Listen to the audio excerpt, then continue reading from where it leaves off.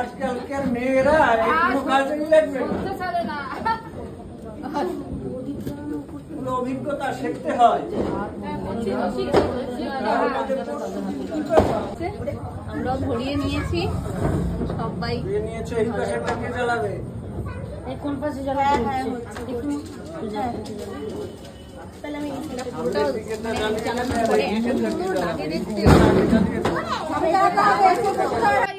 এটা তো